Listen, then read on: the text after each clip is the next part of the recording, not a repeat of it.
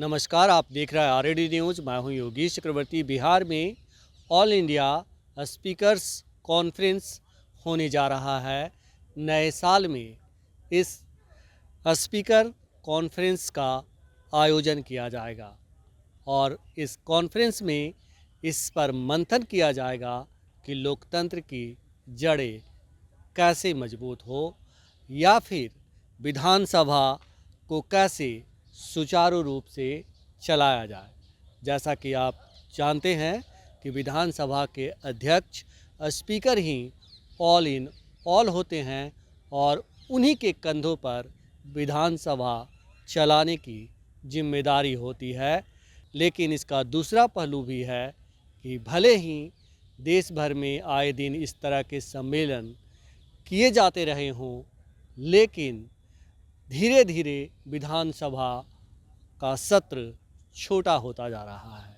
ये एक गंभीर चिंता का विषय है। हम ये उम्मीद करते हैं कि आने वाले ऑल इंडिया स्पीकर्स कॉन्फ्रेंस में इस बात पर भी माननीय महोदय जो है चर्चा करेंगे। और क्या कुछ होगा हम जानते हैं सीनियर जर्नलिस्ट अरुण कुमार पांडे जी से। सर, जिस तरह से बिहार इतना बड़ा मेज़बानी कर रहा है, मुझे तो पता नहीं, आपको शायद जानकारी हो कि इस तरह के कॉन्फ्रेंस क्या पहली बार बिहार में हो रहे हैं या इससे पहले भी हुए हैं? नहीं, देखिए, ये बिहार विधानसभा जो आप देख रहे हैं ना, इसका बड़ा लंबा इतिहास है और प्रिजाइडिंग ऑफिसर कॉन्फ्रेंस पहली बार नहीं, ये कहिए दूसरी बार हो रहा है। 1982 में तब तत्कालीन विधानसभा के स्पीकर राधानंदन झा जी थे, कांग्रेस की हुकूमत थी, तब वो कॉन्फ्रेंस हुआ था और इसके बाद कई बार प्रयास हुए, यहाँ तक की तैयारी हो चुकी थी। ये मैं बात आपसे कह रहा हूँ जब उदयनराय चौधरी अध्यक्ष थे, जब सदानंद सिंह, उसके पहले कांग्रेस के कार्यकाल में सदानंद सिंह अध्यक्ष थे, वो 2005 से 10 का काल था। उसके बाद फिर उदयनराय चौधरी, विजय सिन्हा, विजय कुमार चौधरी, मतलब ये 4-5 स्पीकर ने कोशिश की। यहाँ तक कि देखिए, इसको हिंदी में कहते हैं ऑल इंडिया पीठासीन पदाधिकारी सम्मेलन। ये हर साल हुआ करता है। पिछले साल महाराष्ट्र में हुआ था। उस सम्मेलन में प्रधानमंत्री का भी संबोधन हुआ गया था। वो भी 3 दिन का ये सम्मेलन होता है और पहले दिन सभी विधानसभाओं के सचिव, और जहाँ 2 सदन वाला हाउस स्टेट है, वहाँ विधान परिषद के भी सभापति या उपसभापति आते हैं। उसी तरह से विधानसभा के अध्यक्ष और उपाध्यक्ष आते हैं और ये सम्मेलन लोकसभा के स्पीकर की अध्यक्षता में हुआ करता है। तो उसमें स्वाभाविक रूप से श्री ओम बिरला, जो अभी लोकसभा के स्पीकर हैं, वो रहेंगे। राज्यसभा के सभापति जो उपराष्ट्रपति पदेन होते हैं, वो भी आ रहे हैं इसमें। तो ये 20, 21, 22 को ये सम्मेलन पटना में एक कहिए कि बड़ा इवेंट होगा। 20, 21 और 22 जनवरी को 2025 जी। और ये बड़ा सम्मेलन होगा। उसके पहले सचिवों की बैठक होगी और ये 2 दिन के सम्मेलन के बाद फिर जो अतिथि आते हैं, ये बिहार की एक परंपरा रही है कि यहाँ जो विरासत की जगह है, चाहे वो बोध गया हो, राजगीर हो, वैसा जगह सबको परिभ्रमण कराया जाता है। तो ये नए साल के पहले महीने में एक बड़ी धूम होगी, बड़ा पॉलिटिकल इवेंट होगा। मुख्यमंत्री ने इसको करने की ठानी और ये खासकर जो अभी वर्तमान स्पीकर हैं नंद किशोर यादव, उनके लिए बड़ा श्रेय होगा। आपको याद होगा, अब ये जो सामने जिस स्तंभ के सामने आप अभी खड़े हैं, बात कर रहे हैं, इसका लोकार्पण के लिए प्रधानमंत्री श्री नरेंद्र मोदी आए थे। तो ये भी एक राजधानी पटना में खासकर विधानमंडल परिसर में एक ये यादगार चीज़ हो गया है।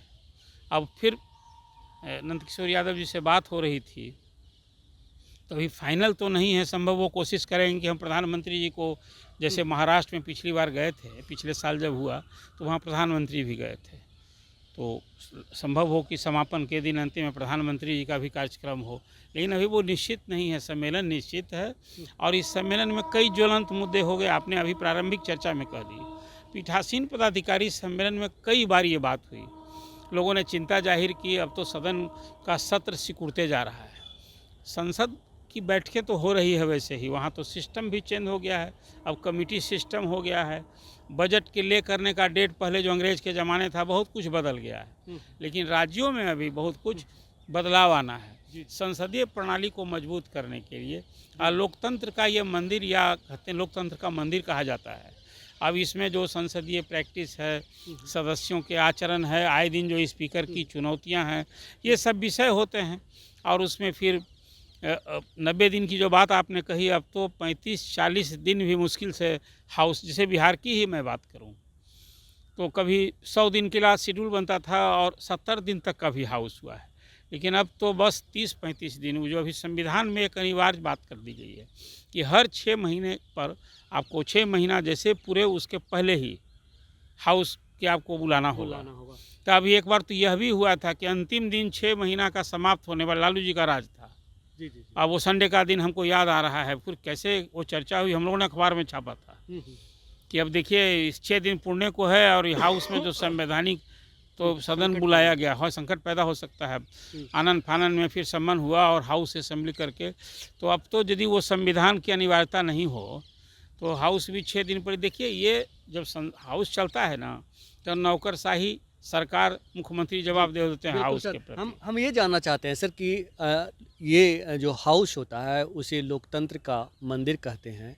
आखिर कोई नेता जो सत्ता में या कुर्सी पे बैठ जाने के बाद जो है सदन चलाने से क्यों भागते हैं, क्या वजह है, इसके पीछे की कारण क्या है? देखिए प्रमुख कारण यही है कि संसद में आप देखते नहीं हैं, जब हाउस होता है संसद में तो सरकार कटघरे में होती है, कितनी खिंचाई या फिंचाई होते रहती है। विपक्ष कोई मुद्दा छोड़ता है, कांग्रेस की ताकत, भले ही वो विपक्ष दल की मान्यता नहीं मिली हाउस में, मैं ये बात कर रहा हूँ लोकसभा की। जी। पिछले 2 लोग, चाहे 2014 का चुनाव हो या 19 का चुनाव हो, तभी कांग्रेस विपक्ष की भूमिका में विपक्ष का मान्यता प्राप्त नेता भले नहीं थे। इस बार तो हाउस में राहुल गांधी जो रिक्विजिट नंबर चाहिए 10% वो मिल चुका है, तो वो विपक्ष के नेता की मान्यता भी मिली है। विपक्ष के नेता को कैबिनेट मंत्री का दर्जा, सुविधा, ये स्टेटस मिला होता है। उसी तरह विधान परिषद और विधानसभा में भी। तो सरकार, आपका सवाल है कि सरकार क्यों सदन से सत्र से भागती है हाउस से।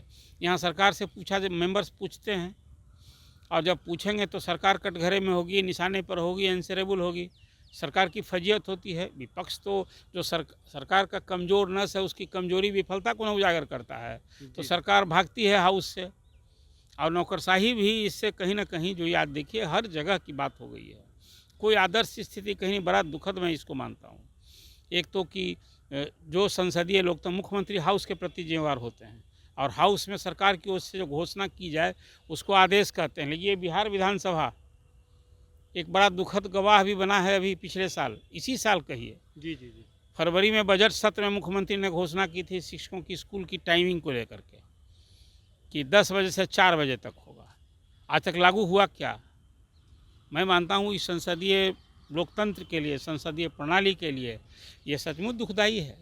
मुख्यमंत्री कुछ घोषणा करे हाउस में और नौकरशाही लागू नहीं करे।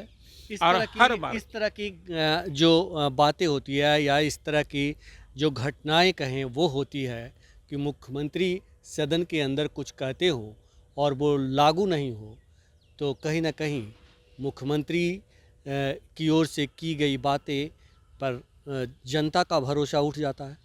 नेचुरल है, चीफ मिनिस्टर की ऑथोरिटी जब चैलेंज हो जाएगी, भरोसा नहीं उठता है क्या? मैंने आपको उदाहरण दिया, बिहार में 5.5 लाख शिक्षक हैं। ये शिक्षकों की मांग थी, शिक्षक नेताओं ने दोनों हाउस में ये बात उठाई थी। नहीं लागू है तो भरोसा टूटता नहीं है। एक और दुखदाई स्थिति है, इसी संसदीय लोकतंत्र का जो मंदिर कहा जाता है, अब यहाँ मारपीट हो जाती है, पुलिस बुलानी पड़ती है। बिहार विधानसभा में को भी काला दिन है जब पुलिस को हाउस के अंदर बुलाया गया था। विपक्ष उत्तेजित विधायकों को, विपक्ष के विधायकों, अभी देखा आपने जम्मू कश्मीर में 370 के सवाल पर जो केंद्र सरकार ने संसद में बाज़ाब्ता जो 370 संविधान की धारा को समाप्त कर दिया गया, उसको लेकर वहाँ की अभी सत्तासीन पार्टी और वहाँ के लोग हंगामा कर रहे थे, वहाँ मारपीट हो गई। आए दिन, चाहे वो यूपी असेंबली हो या और कोई दूसरी भी राज्यों की असेंबली हो, इस तरह की घटनाएं होती है। तो पीठासीन पदाधिकारी सम्मेलन में ऐसे विषयों पर मेरे मन में एक सवाल आ रहा है कि जिस तरह से बिहार में जो है ऑल इंडिया स्पीकर्स कॉन्फ्रेंस हो रहे हैं, क्या यहाँ के नेताओं के सामने और बिहार विधानसभा के जो अध्यक्ष हैं नंदकिशोर यादव और सीएम नीतीश कुमार के सामने, देश के सामने एक नज़ीर पेश करने का मौका होगा? हाँ बिल्कुल, ये तो बेहद, देखिए ये मेज़बानी अपने आप में किसी स्टेट के लिए ऑनर का विषय होता है। जी। नंदकिशोर यादव जी ने यदि बिहार की ओर से वहाँ ये मेज़बानी के लिए पहले तो ऑफ़र किया होगा, पिछले सम्मेलन में जो महाराष्ट्र में सम्मेलन हुआ तो मुख्यमंत्री से उन्होंने बात भी की होगी। अंततः कुछ जो इतना बड़ा आयोजन हो रहा है, इसमें इवेंट हो रहा है, तो उसके लिए बाज़ाब्ता ऑफिस खुला। आप देखिए स्पीकर का जो चैम्बर है वो उसमें ओम बिरला बैठेंगे। जो विधान परिषद में सभापति का चैम्बर है उसमें राष्ट्रपति जो सभापति हैं राज्यसभा के, ये सारी व्यवस्था हो गई। आप देखिए पीछे यहाँ सेंट्रल हॉल नुमा, जी जी, संसद का जो सेंट्रल हॉल नुमा यहाँ बाज़ाब्ता बना है। सभी मंत्रियों को, मुख्यमंत्री सबके लिए चैम्बर बने हैं, कमेटी के लिए बने हैं। तो पूरा जो एक, इसलिए मैंने कहा ये बड़ा पॉलिटिकल इवेंट कहलाता है। पूरे देश भर के स्पीकर आ रहे हैं जी जी, और तो एक नज़ीर है ही ये। तो अब ये भी एक नीतीश कुमार को श्रेय मिलेगा कि उनके मुख्यमंत्रित्व काल में यहाँ राष्ट्रपति भी आए, हाउस में राष्ट्रपति आए थे कलाम साहब, और फिर उसके बाद प्रधानमंत्री भी आए विधान परिषद, इसी जो आपने अभी हमने चर्चा की। अब वो फिर पीठासीन पदाधिकार समय 82 के बाद, 1982 के बाद हो रहा है। तो आप ज़रा सा सोच लीजिए ना, ये तो एक नज़ीर ही होगा और उदाहरण होगा और श्रेय मिलेगा मुख्यमंत्री को कि भाई नीतीश कुमार के मुख्यमंत्री काल में ऑल इंडिया स्पीकर्स कॉन्फ्रेंस हुआ। तो ये बिहार के लिए भी गौरव की बात होगी, बिहार ने ये मेज़बानी की और बिहार तो इसके लिए जाना भी जाता है। जैसे अभी G20 का सम्मेलन हुआ दिल्ली में, तो भारत की ओर से प्रधानमंत्री जी ने जिस ढंग से दुनिया भर के आए लोगों का स्वागत किया, वो एक नज़ीर हुआ। तो बिहार में तो मुख्यमंत्री भी इसके लिए जाने जाते हैं, इसलिए जो स्पीकर्स आएंगे उनके लिए कुछ वैसा ही कोशिश होगी। यहाँ अभी पिछले आपको याद होगा कि विधान परिषद का शताब्दी वर्ष भी मना था। बिल्कुल बिल्कुल। सर कोई एजेंडा क्या सेट किया गया है कि जो 3 दिन के कॉन्फ्रेंस होंगे उसमें कौन कौन से मुद्दे, कौन कौन से एजेंडे पे बात की जाएगी? देखिए अभी एजेंडा तय नहीं हुआ है। उस संबंध में लोकसभा सचिवालय सब कुछ तय रहा है, कुछ लोग से राय भी वहाँ लोकसभा, इस सब कुछ जो होता है ना, लोकसभा सचिवालय स्पीकर के मार्गदर्शन में, उनके निर्देश के अनुरूप ऑल इंडिया स्पीकर्स कॉन्फ्रेंस के लिए एजेंडा तय होता है और राज्यों से कुछ राय मांगी जाती है कि आप क्या सोचते हैं ये संसदीय प्रणाली को मजबूत करने के लिए। आपने कहा कि लोकतंत्र की नींव को और कैसे मजबूत की जाए, ये चिंता होती है। तो ये सब कुछ के लिए विचार होता है उसमें, और ये कहीं ना कहीं एक गेट टुगेदर होता है, हम कितना अच्छा करें। लेकिन कभी कभी जो एक दुखद अध्याय सामने को मिलता है इस लोकतंत्र के मंदिर में, अब विपक्ष को अपने मुद्दे की बजाय कभी कभी तो लंबे सत्र तक बाइकआउट हो जाता है। सरकार का तो काम हो जाता है। देखिए इसलिए मैंने कहा संसद का जो सत्र सिकुड़ता जा रहा है उसका कारण माननीय सदस्यों की सुविधा में तो कोई कमी नहीं होती है। बिल्कुल, बिहार के जैसे माननीय विधायक जो हैं उनके लिए तो सुविधाओं में कमी नहीं है, चाहे वो उनका वेतन हो, भत्ता हो, पेंशन हो। डेली अलाउंस 3000 मिलता है, 50,000 वेतन मिलता है, 45,000 पेंशन मिलता है, साल दर साल फिर उस तरह से उसका रेट बढ़ता है, 25 लाख रुपया कार एडवांस मिलता है। तो सुविधा तो सब कुछ मिल रही है।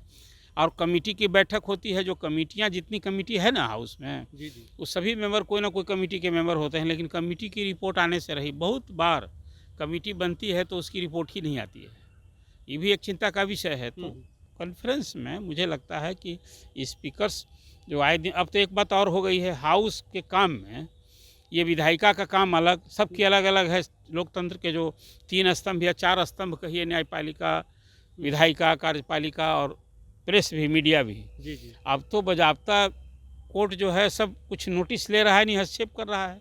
करने की नौबत आ गई है कि हाउस कैसे आप चलाइएगा। इसके लिए आपने देखा अभी सुप्रीम कोर्ट ने बाज़ाब्ता अधिकारी नियुक्त कर दिया, उसकी देख रेख में हाउस की प्रोसीडिंग चली थी। ये सब दुखद अध्याय। इतना ही नहीं, एक और इशू अभी है, वो है एंटी डिफेक्शन का। उसमें पूरी तरह से अधिकार दे दिया है स्पीकर को कानून में, लेकिन आए दिन देख रहे हैं कि सब वो कोर्ट में चैलेंज होता है और सब जगह समीक्षा हो रही है। मतलब आप ये कह रहे हैं कि जो स्पीकर होते हैं, जो इस लोकतंत्र के मंदिर के मुखिया होते हैं, वो भी ईमानदारी से काम नहीं कर पाते। देखिए ये सब चुनौतियां हैं। मैं तो ईमानदारी से काम करने की बात नहीं, लेकिन कहीं ना कहीं जब कानून सामने बना हुआ है और कानून का उस तत्परता से, पारदर्शिता तरीके से यदि उसका पालन होता नहीं दिखेगा तब कोर्ट हस्तक्षेप करेगा। एक बात और, बिहार असेंबली का भी चर्चा करना मुनासिब होगा। जब ऑल इंडिया पीठासीन पदाधिकारी सम्मेलन की बात मैं कर रहा हूँ, इसी हाउस में अब वो विपक्ष के 6 विधायक दल बदल कर चुके हैं, पाला बदल चुके हैं, और उनकी मेमोरी को लेकर हाउस में स्पीकर के यहाँ उन्हीं को कोर्ट है, एक तरह से उन्हीं को फैसला लेना है। अब फरवरी में सब एक्ट हुआ, फिर उनके यहाँ आवेदन, अभी तक फैसला नहीं आया। इस तरह का न सिर्फ बिहार असेंबली, चाहे वो झारखंड असेंबली हो, ये यूपी एक तरह से असेंबली हो। लोकतंत्र का गला घोटना है एक तरह से। आपने कहा ये लोकतंत्र का मंदिर है और यहाँ लोकतंत्र की नींव मजबूत करने के लिए चिंता होगी, तो ये सब जो उदाहरण मैंने आपके सामने दिया है, क्या ये सब इसी ऐसे कामों से लोकतंत्र मजबूत होगा? जब आप दल बदल रोकने का कानून बना चुके हैं कि 2/3 सदस्य जब अलग होंगे तो कोई दल नहीं बनाएंगे, किसी दल में शामिल होना होगा।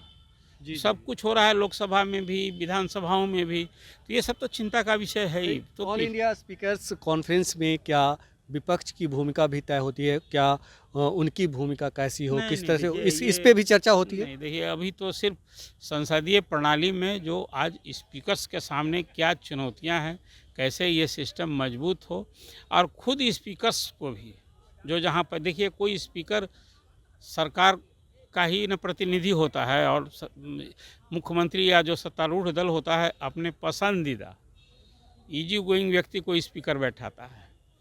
कि स्पीकर के कारण अब यहाँ देखा आपने विजय सिन्हा, यहाँ विजय कुमार सिन्हा जब स्पीकर थे तो सीएम वर्सेस हाउस ने देखा है। हाउस में नीतीश कुमार जी ने स्पीकर को ही चैलेंज कर दिया, उनके अधिकार को, यहाँ तक कह दिया कि भाई आप तो नहीं जानते हैं, नहीं समझते हैं।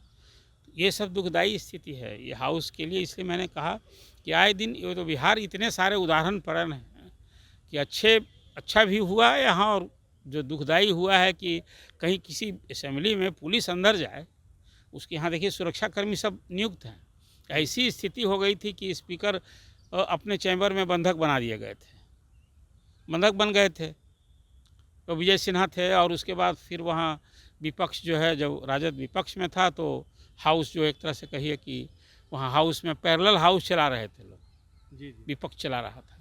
क्या कुछ देखा है हाउस को, बिहार विधानसभा का ये सब जो बीते दिन में जो कुछ घटनाक्रम रहा है वो सचमुच में उसको दुखदाई कहेंगे, लोकतंत्र के लिए काला अध्याय कहेंगे। और फिर ये पीठासीन पदाधिकारी जो सम्मेलन इसी पटना में होने जा रहा है 1982 के बाद, तो सचमुच एक नीतीश कुमार के रेजीम में एक इतिहास रचेगा।